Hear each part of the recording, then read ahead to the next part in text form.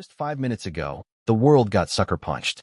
In a move no one saw coming, the palace confirmed that Prince Andrew has been stripped of his titles and swept up in the fallout. Sarah Ferguson, long known as the Duchess of York, loses hers too. A title given in 1986, maintained even after their 1996 divorce, gone. Eviction from their longtime home at Royal Lodge. A forced reversion to plain old Ferguson. Overnight royalty turned into anonymity. Before we continue, please hit the like button, subscribe to the channel, and turn on the notification bell for updates. You almost expect royal sagas to play out over weeks. This one, it dropped in minutes. Like a tabloid-style cliffhanger turned into stark reality. But what does this really mean? And more importantly, why now? Stick around. Because what's unfolding isn't just a fall from grace, it's a royal reckoning. Imagine having a name and identity overnight erased from public memory. That's essentially what's happening to Sarah Ferguson. According to multiple reports, with Prince Andrew relinquishing his peerage titles, Duke of York, Earl of Inverness, Baron Kalile, and others, Sarah Ferguson will no longer be entitled to call herself Duchess of York. It's not theoretical. It's official. Palace documents and announcements now refer to her simply as Sarah Ferguson. Even public-facing changes have started.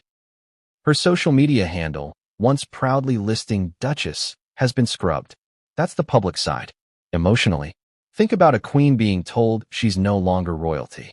The identity shift, the loss of privilege, the media glare.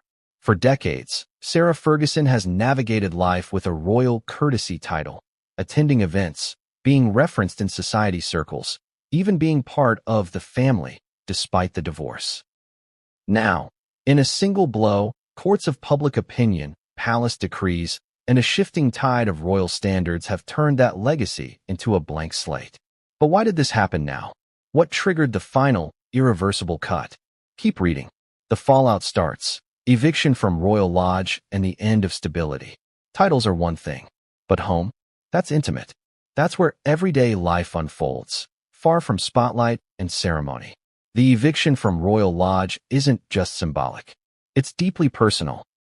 After years living, yes, living, at Royal Lodge, the decision has come down. Vacate. The lease is being surrendered. The sprawling home that once served as a royal residence for decades will no longer be theirs. Living there with Andrew, even after their divorce, had become accepted. Royals are complicated. But now, all that familiarity, all that security, all that history, gone. Insiders say Sarah Ferguson is assessing a number of options, none of which have been finalized. She will not be moving in with either of her daughters. She reportedly wants to forge a new life on her own terms. But what does on her own terms look like? In a world where name, title, and history are intertwined, starting fresh isn't just about changing your address. It's about reconstructing identity. Could this move mark the beginning of reinventing Fergie? Or is it the start of a long slide into obscurity? This wasn't a sudden whim. The removal of titles and eviction came after mounting pressure from scandal, public outrage, and shifting royal strategy. In 2025, the scandal surrounding Prince Andrew, especially renewed scrutiny over his connections to convicted sex offender Jeffrey Epstein, reignited global attention. That spotlight didn't politely fade. It grew brighter. And for the monarchy, the risk wasn't just reputational, it was existential. Andrew himself publicly conceded. He would no longer use his titles or honors, calling it a choice made in discussion with his brother, the king, and family, a move meant to stop the distractions from royal duties. For Sarah Ferguson, even though they divorced decades ago, the removal of her courtesy title was an inevitable fallout. According to formal peerage rules, once the husband gives up the titles, the courtesy titles tied to him collapse.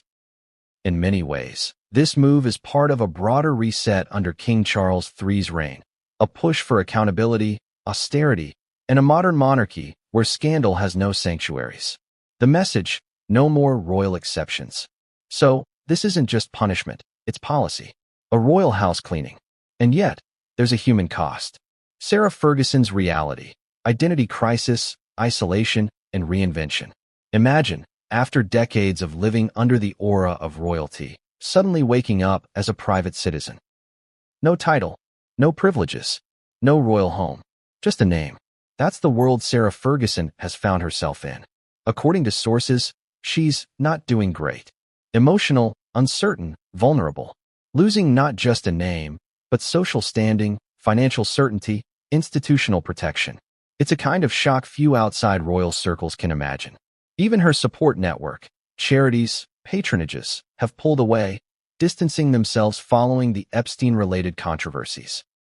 Reports say she's talking with a brand rescue team to revive her public image, to rebrand herself from fallen duchess to something new.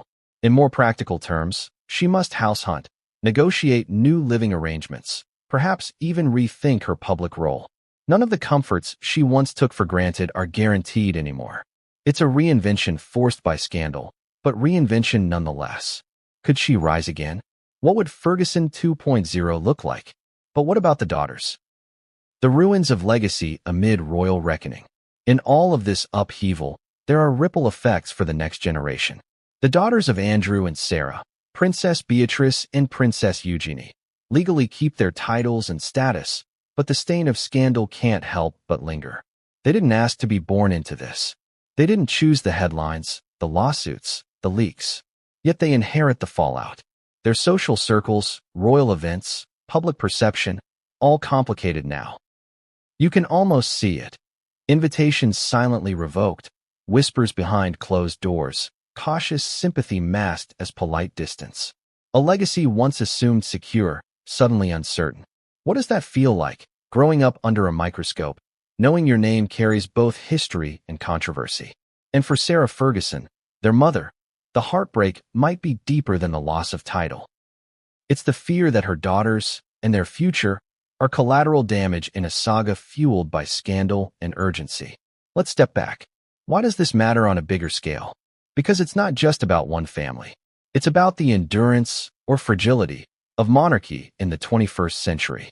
The removal of titles and eviction demonstrates a clear shift.